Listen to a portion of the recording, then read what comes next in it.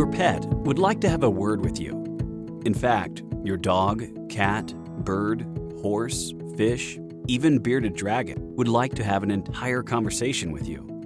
But having that trans-species discussion is difficult without an interpreter or go-between, a specifically skilled individual who's been communicating with our animal friends for more than 3 decades, bridging gaps in understanding, elevating relationships, building peace and harmony among all Earth's creatures.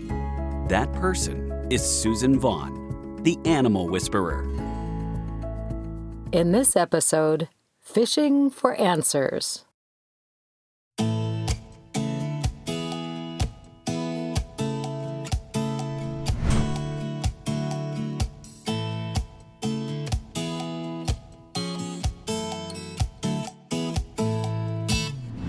Well, we might as well start with what Hoover does for your clients. I mean, the healing that he does beyond what most people would think. And, you know, the Hoover Cam is part of that, I think. You know, they engaged with him. Most definitely. Now it's more than just pictures that I show or having a picture of him in my office next to the treatment table. Like we've said in the past, his name cracks people up. You look at him and you laugh, you know, but he's also got these really kind, soulful eyes. He's so engaging, and he brings a lot of heart. You feel his heart. So it's instant, brings everybody's energy level down and more relaxed. So sessions seem to go better, I think. He knows how to work a room. 100%. That he does. One of the ways that he works a room is the Hoover Cam. So He's on camera while he's at your house, but he's there in the treatment room where you do physical therapy. So he's spreading his healing energies far and wide, and it just lightens everything up, right? 100%. 100%. Yeah. All right. So not only that, but the people take him away into their day, more or less. And they also chat with him, right? Actually, I sent her a picture, a framed picture of him, because she was going through a bone marrow transplant, and she got rid of a piece of expensive art in her bedroom, and put Hoover right where every time she woke up, she saw him, and immediately he made her feel better.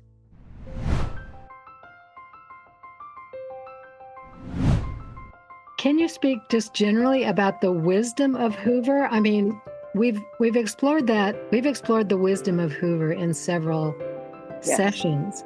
We didn't exactly go into the session saying we're exploring the wisdom of Hoover, but the things that came out were pretty deep and wise. Do you remember any of those things, or can you reference any? I do. I think part of it speaks to what you've said in the past, that our animals are here for our highest good, and Hoover's wisdom is for my and others' highest good in terms of really, as he would say, going with the flow in the aging process. When he was quite ill a year ago, and people being ill and, you know, terminally ill is a thing that I've been working through my whole life, given my family history of 2 brothers dying when I was young. So my immediate go-to is, oh my God, you know, what's going to happen? I get into my head, and Hoover really is just like, you know, let's just ride it out. I'm okay. We're here together. And if I was freaking out, if he was too still, he would say he was meditating, you know, come meditate with me. So anytime I would get fritzy in my head, which, you know, I'm kind of famous for in that regard, every time we would talk to him about that, he'd have something really beautiful in order to bring me down. And the wisdom of, I hit my side. A couple of scales fell off, so no big deal. It's okay. I'm okay. So he really sees the bigger picture. And for me, it was everything for me, because it helped to bring my anxiety level down and just to be present with him.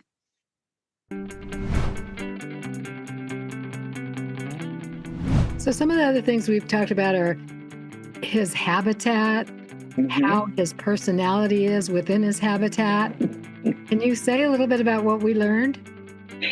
Well, he said that if he were in human form, he'd be an interior decorator. So the way he zooms around the tank every morning, I wake up and everything is positioned elsewhere. It almost looks topsy-turvy, but he loves it, and it's always different. He has told you that it's okay that I put it back where it starts, so that he can move it around again. How did you come up with his name? When I got him just to babysit him, his name was Merlin. I didn't really pay attention to his name, but I was FaceTiming with my sister and showing her how he eats. And he sucks up the gravel and spits it out and sucks it up looking for food. And she goes, "Oh my gosh, you need to call him Hoover." And that was it. And it's fantastic. So he's a rescue fish. Oh, yes. Oh, yes. So his people weren't able to care for him anymore? No, they were in between homes moving, and so I was a place for them to put their 2 goldfish and an African dwarf frog. So I just fell in love with all of them and kept them all. So what is it like for you to hear directly from your beloved fish? What does animal communication do for you?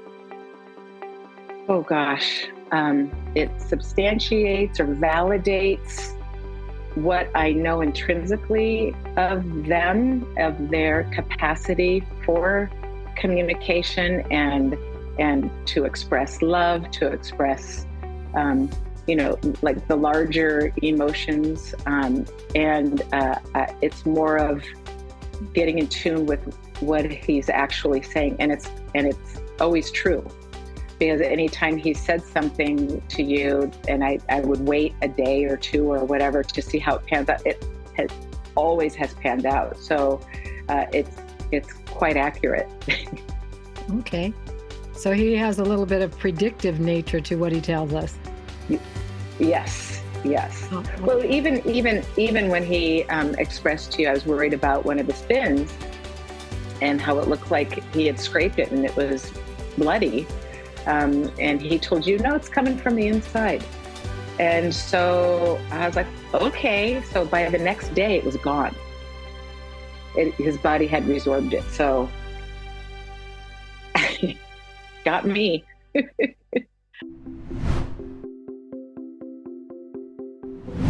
Now, one thing I like about Hoover, and I'm surprised to be honest, is that he enjoys watching certain shows with you.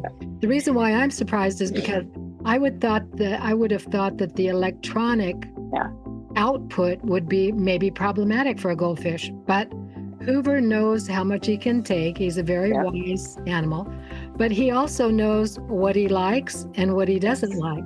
So can you tell us a little bit about how he shows that and about some of his favorite shows?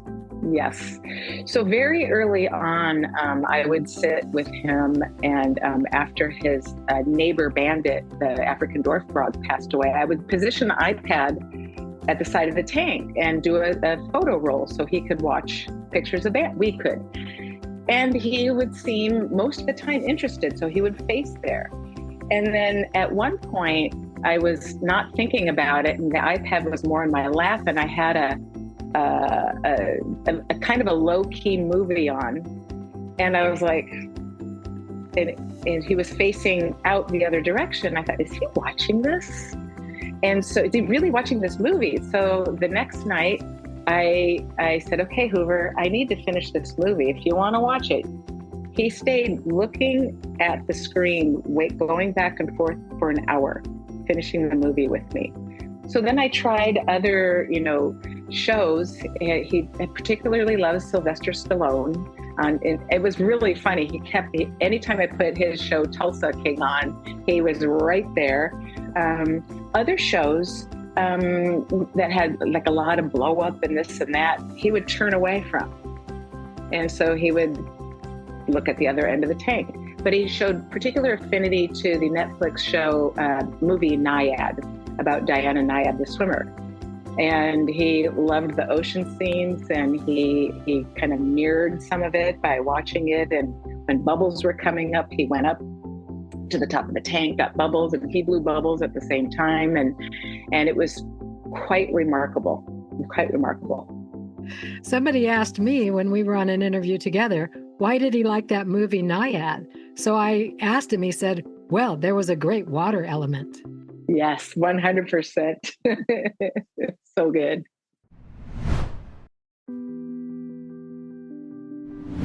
I really didn't know what was going on with you, your frog, your anything. I was just, oh, cool, a new species. Here's a client that has some kind of an emergency. I don't know what it is. So I went onto the internet to look up African dwarf frog to see what they look like, how big they are. And this random study popped up. And so, of course, I read it. It was a kind of an academic work. So it had some credibility with me. And it was about jackhammering and the vibration that it does to aquariums, and particularly African dwarf frogs. So that was mind-blowing to me also, that I would be led right there. I wasn't looking for a study, and I didn't know I was being taken to a study. But because I'm always led by spirit, I go where I'm directed, and that's very helpful for me. Well, to me, as we're talking about, that set the tone for how deeply we were able to get. They allowed us in, and the Buffy and Bandit, my frogs, how deeply we were able to get in terms of their communication. I feel it set the tone. Yeah, it was wonderful. It was wonderful to meet them and to find out how these little tiny frogs, they were tiny, had such a huge impact on your clients, and particularly your clients. That was another source of joy for your clients, another source of focus and joy. Did you have a Buffy cam or Bandit cam? I didn't. But what I did, because I would always show pictures of them prior to sessions, one of my patients said, you have got to start an Instagram account because you got to just do it. So that's when I started their Instagram. So a lot of my patients ended up being followers of the Instagram. So I posted tons of pictures and videos of Buffy and Bandit because they were so fun and funny and interactive. And they're 2.5, 3 inches long, and their hearts are bigger than, the world. Just really amazing. Well, Bandit in particular was very demonstrative. I mean, you couldn't miss that he was at the top of the tank doing kissing things with you. We used to call it our love chat. So we'd come to the top of the tank. I'd talk to him. He'd kind of talk back to me. It was truly remarkable. Truly remarkable. His little lips were going, and he was having bubbles and all kinds of things. It was so fun. Super fun. He was very demonstrative, like I say. Yes.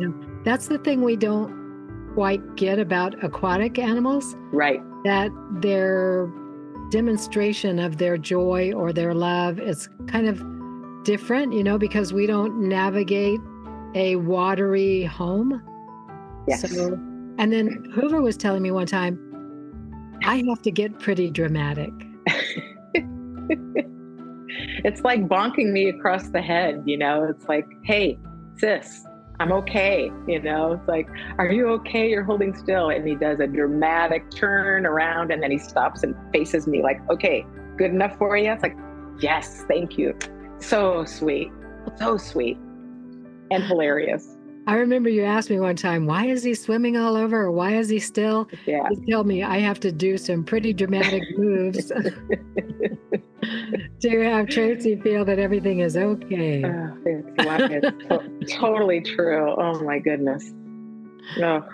Oh, anyway, Lucky me. It's been so delightful to get to know your aquatic family. Thank you. You are a part of our aquatic family, so thank you so much. Oh, it's wonderful. Thank you. For more episodes in the series, be sure to like, share, and subscribe. To learn all about Suzan Vaughn and her services, visit her website at animalwhisperer.net. Be part of the community by subscribing to her Facebook page, animalwhisperer.net. Then sign up for Suzan's newsletter to enjoy more of her fascinating animal-human communication stories. So, until next time, join Suzan as she talks to the animals on The Animal Whisperer.